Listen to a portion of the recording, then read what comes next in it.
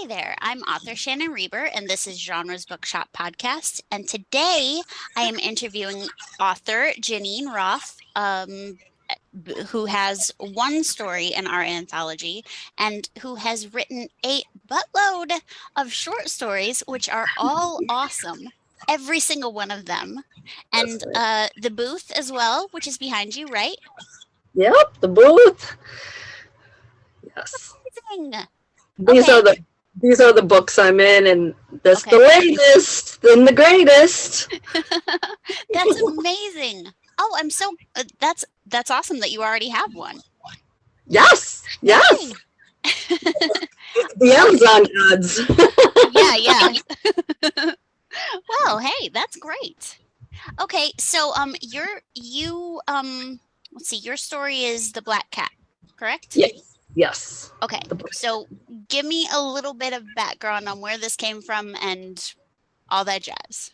Uh, Down my local library does works with BiblioBoard, which authors can post stories and poems and pretty much anything on there, and they run promotions throughout the year. And last year they had prompts. One of the prompts was a black cat keeps reappearing in pictures, and that was. Oh, And so I wrote a story off of that. And then when I heard about you compiling Dead End, and that was about the spookiest or most different thing I've ever written. So I was like, this will work. So that's where that came from. okay. Well, it really did. It was a great story. Oh, I thank liked you. it a A lot. Absolutely. little different than I usually do. Yeah, what is your usual genre?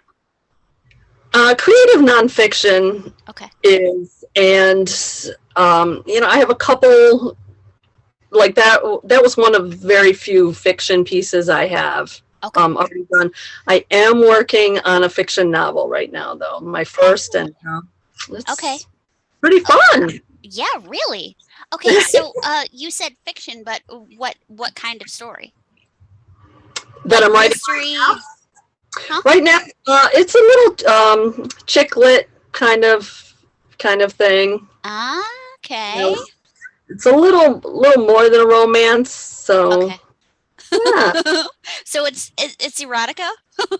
no, no, more than a romance, as in more depth, not in more romance than a romance. I gotta say, the idea of the erotica was pretty fun, though. You have to admit. Yeah, no, not on there. It's hard enough to write. Oh, that's pretty funny. Yes, but I guess that's what sells. So maybe I should. But Yeah, yeah, hey. Okay, so you've got is that the one that's called Cassie? yes, Okay. yes, See, yes. I'm still Cassie. I'm still working on Cassie. okay. See, unfortunately, I found that like just randomly in my Kindle, and I went, "Oh, I was supposed to read that. Oh shoot, I'm so sorry." So yeah, I will Oh, actually get back to that. I swear I will get back to that. well, it's changed a lot. So you know how Oh, oh, you write and then rewrite and then write and then rewrite as the oh. shadowing and the things get Yeah. tweaked. So actually, yeah. So it's actually going to be different now. Okay, okay. It Well, grows as you write it. I know. Okay, so here's one that I haven't asked anybody yet. Are you a plotter or a pantser? Oh, I'm a pantser, 100% pantser. But I've also found out that it 100% doesn't work. Um, so that, thus the going back and changing Yeah, things. yeah. I So understand. I don't want to. I'm a reluctant pantser because I don't Okay. want to be. But once you get three-fourths into the story, there's no way not to outline or at least get your ending. Um, I'm understanding now why people are not pantsers and or are plotters, Okay. but I'm trying so hard not to be a pantser, but I am. Which is easy with nonfiction. With nonfiction, that's very easy because Yeah. you're just telling it like it was or Right. is. Yeah. Good point. Yeah. Very good point. Yeah. See, I've been a pantser all along, and I tried to do an outline once, and my writers group that I was in at the time, they told me I had to. They gave me no choice, and I did it, and I hated it, and they hated everything I wrote. So it's like, okay, just don't tell me to outline ever again. I, And they didn't. I think with outlining, you have to be still flexible. You can't outline it and think you're caged into that outline. As long as you keep changing the outline, I think I can do it. As long as I'm allowed to change it. Your outline is a pantser as well. Yes, I'm an outline. Well, hey, that works out well. Let's hope it works out. Yeah. I'm positive that it will, because I'm not just saying this or whatever. I loved every story that was in I read Here. I haven't read Here Again. Here Again. Uh-huh. Yep. I Here and loved that. It was so much fun. oh, thank you. Yeah, there was a lot of great talent to go into that one. That was a lot of fun. Very true. Yes. Yeah. Okay, so since you have Dead End, have you read all of them yet? I have started to, and I'm so impressed, and I'm blown away by the contributions, the variety, and Yeah. the talent is just awesome that you are able to harness that all in. I love it. I'm so excited, but it's pretty intense. So I know. Barb so Balicki. She is amazing, and that first story is a kick in the pants. yes, yeah, that's very intense. I absolutely loved that one. Yeah. So And as fantasy as it is or was or whatever you would call it, out of this world, yeah. it's realistic. You know what I mean? Yes. The way she writes is just awesome. Yeah. Agreed. I absolutely loved it. Yeah. So, I unfortunately can't interview her because she's too shy. It makes her scared to. She must channel it into her writing then, because I think so. Right. I want to so bad because her writing is so good, but Yeah. she just doesn't want to do it. So I'm gonna like hide my phone somewhere and try, or maybe my laptop. I'll hide my laptop and record a conversation in some way. She'll never know. I also really liked Melinda Zook's poem. There's a great poem in there too. Mm-hmm. Really good. Yeah, I like that one as well. Yeah. That, to be completely honest, short poems are the only ones I ever actually read. I've never read a full like book poem type thing. Gotta love those haikus, those. Yeah. Oh, that's what it is. Okay. Well, yeah. Okay, so the question that I've been asking everybody is, do you believe in ghosts? Well, not like fly around Casper showing up for no reason. Not so much ghosts. Okay. I definitely believe in visits more so. Okay. Because yeah, I definitely believe in being visited and something not of this world, whether it be angels or spirits. Yes. Okay. Yes, I do. Yeah, and I do. I'm on Instagram as Tombstone Huntress is my Instagram thing. Oh, that's fun. I didn't know that. Yes, I usually wear my little RIP skeleton guys for Tombstone Oh, for Dead End tonight. And I just had taken a picture of a stone, and there's explanations for everything, but there was like not a shadow, but like a shining around it, and there's things that you can explain away. Yeah. But then there's also things that can't. why? Why don't I just accept it for whatever you've got going on? I think if you're open to it, and I think children are really a lot more open to it. That's absolutely true. Yeah. See, I'm not actually sure if I believe, but working in a building that everybody says is haunted, I don't know if the power of persuasion has made me see things or whatever, or if it's just an old building that you hear random stuff or whatever. I have no idea, but I do believe more now than I ever did before.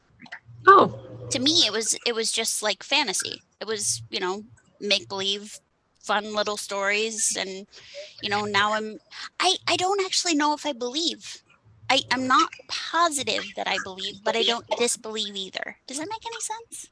yeah, yeah, that's what I'm saying. You can explain it away or you can accept it. Right. And that surprises me so much because I thought that's what you drew on in your writings. Some of your writings, I was like, how are you so in tune, in touch with? It's so great. It's so right in line there. It's not, Well, I would say, honestly, that's why I can do it, is because I prefer nonfiction. I prefer fantasy. So if I believed, I would have a harder time writing it. hmm. I'm trying to get away from reality, not live in reality. Oh, okay. Well, Okay, so we've got your book, The Booth, which I have sold a few of those out of the shop, and that has been. I was very impressed. I haven't gotten to read that one yet either, though. So I promise I really am going to, and I'm going to interview you about that book, and it's going to be awesome. That the thing about the booth is that's just like a window into a little part of my story. That's one piece of my story. And I just really encourage everyone to write. That's my biggest thing. And like, here's an example. That's my little story. What is your story? Because you're the only one that has your story. You're the only one that can tell it. And I just really always am encouraging people to tell their story or a story or just to get it out there in the world because you're the only one that can. Very true. Very true. Mm. Oh, Oh, I don't know. I with fantasy, there's little elements of everyone that I know, or myself, in fact, woven throughout every story. So, I mean, there's me, and there's just, the random person that popped into my head that, is gonna be you to someone else. You know what I mean? So right, I don't know. That's what I love about fantasy, is that you can draw out of it what you need and what you want. right. So, I mean, if you read it just as a fantasy book, that's fine. It works perfectly. But if you go in looking for meaning and definition of some issue that you're having, you'll find it. And that's what I love about fantasy. Yeah. That's I what I have, love about books in general, really. right, yeah. An escape, definitely. It's how far you want to escape to, I guess, yeah. Exactly, exactly. uh, My well, daughter did the cover art for that, by the way. oh, I'm she really did. proud of her. Yes, Jonna Marie did that cover work, but I told her what I wanted, and boom, she did exactly what I wanted. She's That's awesome. a great visionary. Yeah. Okay, so how did she do that? Oh, she is an artist. Okay. Yeah, she's an artist. She's in Manhattan, so Oh, interesting.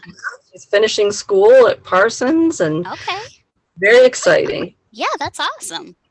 Yeah. Okay, so is it a painting, or is it a picture that she just tweaked? Digital art. She did digital Okay. art. She created it. Yeah, like I Ooh. give her the sketch and the idea, and she pops out with the product. So it's It's always nice to have that person around you, isn't it? really good. Well, let's see. I think there was something else I wanted to ask you, and now I can't think of what it was. I feel stupid.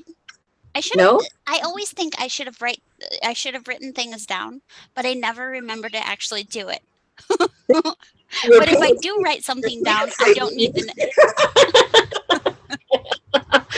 This is why pantsing doesn't work. Well, it does sort of, kind of. I know we talked about the Raven. I know we talked about the Raven. Did you have a favorite story? Was that your favorite out of Dead End? My favorite was probably. Hold on, let me think. I'm trying to think through all of them.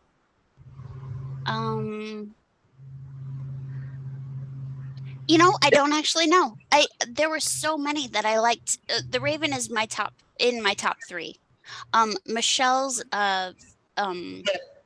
Tooth Fairy. Have you gotten to Michelle's book? No, I haven't gotten to Tooth Fairy yet. Okay. Well, that one is awesome. And let's see. There's just so many different. The variety is part of what makes it so awesome too. I know. Well, the one of our authors is Deb Madar, and she wrote a story called Dark Riddle, and it's a story about a school shooting. And have you read it?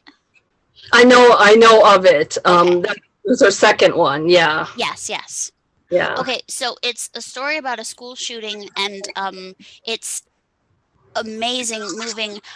I cry like once a year. I sobbed at the end of that book. Like it was that good. It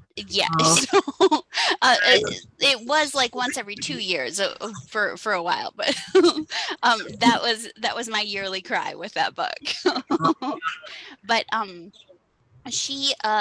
there's a short story that is mentioned in that book, and she gave us that short story for the anthology. Wow. It is. It's a really cool story. So that's definitely in my top 3 as well. Awesome. I don't know. I can't think. I like I always like Barb's stuff. So either her first or second would have to be also in my top 3, but I don't know which one I would put in my top 3. I don't know. It's so hard because they're all good, and they're all unique, and they're all worth reading. It's just such a good time of year for it to be out and ready, and then after this perfect time of year to read it, it's the perfect time of year to gift it. So exactly, it's all working out great. The thing that I love about it is that it will still be a good one to have around even after Halloween, because nothing is based around Halloween. Right. It's just spooky-ish stories, and I think it's awesome personally. So there we go. Campfire. Okay, so let's see. Your stories are you've got several anthologies. You've got The Booth. You've got Cassie coming out. You now have more stories in Dead End. What else you got to tell us? That Cassie is my big exciting thing. Okay. And encouraging other people to write is my. There's so many avenues now these days too, online, and magazines are not dead yet. Magazines, local papers, but anthologies are your own book. I just say go for it. Just start writing. Yay! I absolutely agree. All right, so that is all we got for today. So Dead End is available on Amazon right now. I do have the books, but I'm not going to sell them yet. So probably start selling them next week in the shop. And right. I hope everybody reads it, and I hope everybody reads Jenean's books. And that's J.M. Roth, right? J.M.? Yes, The Booth is under J.M. Roth. Yes. Okay. All right. Thank you. So yeah, you rock. And thank you so much for contributing to our story. It was amazing. Thanks so much. I appreciate your time. Absolutely. Have a good day. Thanks, you too. Thanks.